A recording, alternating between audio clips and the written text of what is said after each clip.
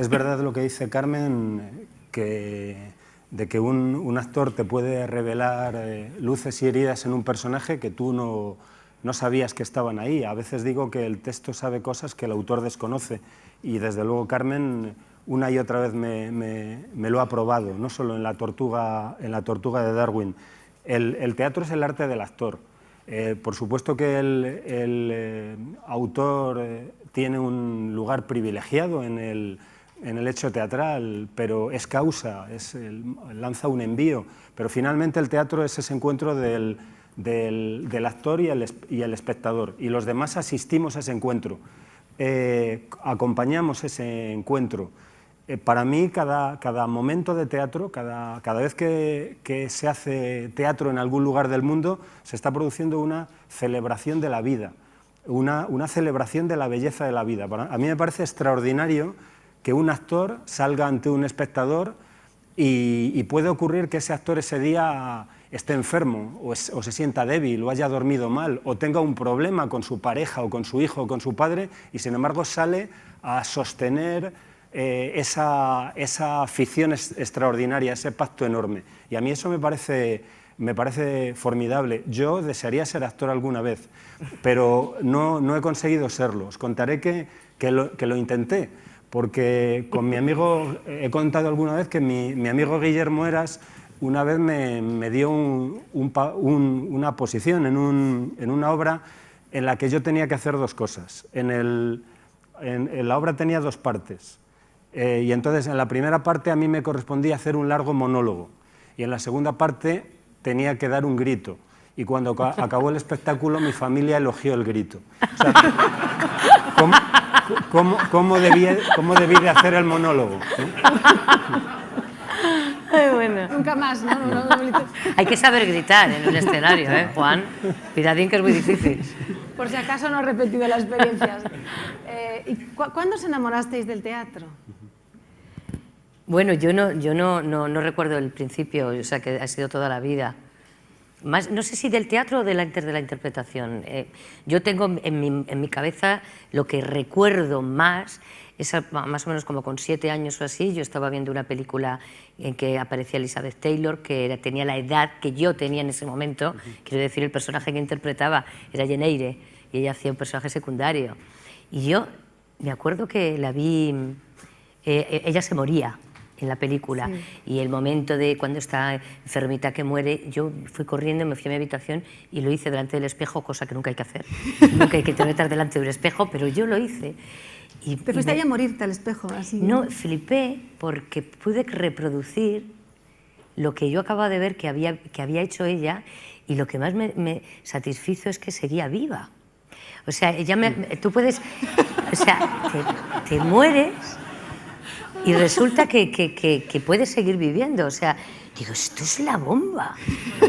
O sea, y era capaz incluso de emocionarme, era capaz de decir lo que... Era increíble. Y me empezó a fascinar. Y bueno, mi primera pasión empezaba con los títeres, me gustaba mucho de pequeña, me ponía muy nerviosa, iba detrás con la cachiporra, y, o sea, es teatro puro y duro, debes tener 1 año. Y ya te pasa algo que de repente empiezas a distinguir qué es lo que te provoca emociones, ¿no? Pero yo creo que ahí sí que me di cuenta de que eso pasaba algo que quería que formara parte de mi vida y así fue. No hice otra cosa en mi vida y a partir de ahí quise hacer otras almas, hacer otras vidas y seguir yo con la mía, por supuesto. Y con lo que cuentas, estabas predestinada, yo creo. ¿Y tú, Juan, cómo te enamoraste del teatro? Te lo voy a decir, pero antes tengo que subrayar el asombro que me ha producido escuchar esta revelación de Carmen, que me parece extraordinaria, ¿no? Porque, o sea, es verdad que supongo que precisamente en eso se mide a los grandes actores, que cuando abandonan el papel se sorprenden por no haber muerto, por volver a... por sobrevivir al personaje en que se han llegado a transfigurar. Creo que eso que has contado es una revelación extraordinaria. ¿Qué pasa cuando cae el telón, ¿no? Cae el telón y de pronto cómo continúa la vida. A mí me es fácil recordar cuando el teatro me envenenó y cuando el teatro me capturó y me convenció que era arte de la imaginación, y lo he contado alguna vez, y es que yo no recuerdo experiencias actorales en mi colegio, más allá de aquello de a 4 leguas de Pinto y 30 de Marmolejo, ¿no? Bueno, eso lo hemos hecho mucho y no hemos pasado de ahí,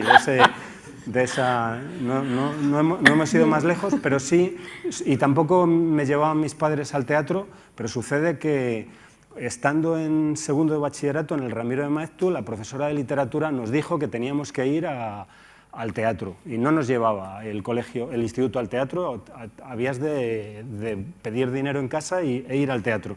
Y lo que había en ese momento, a lo que había que ir, era a Doña Rosita la soltera de Federico García Lorca, y yo vi ahí a una mujer extraordinaria, Nuria Espert, que salía de las sombras y representaba con muy pequeños cambios de vestuario y fundamentalmente de actitud, nada menos que las edades de una mujer.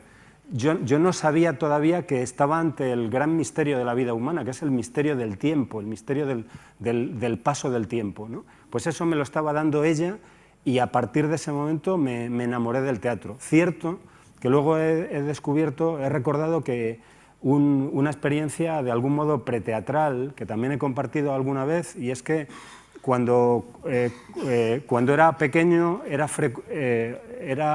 recuerdo que era muy normal escuchar a mi padre leyendo en voz alta. Mi padre tenía la costumbre de leer en voz alta.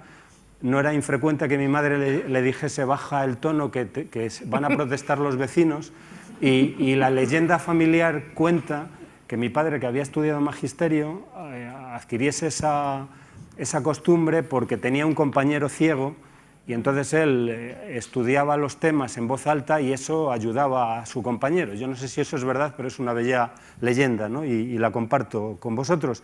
Lo cierto es que mi padre leía lo que leía, lo que tenía entre manos, era muy lector, lo leía en voz alta.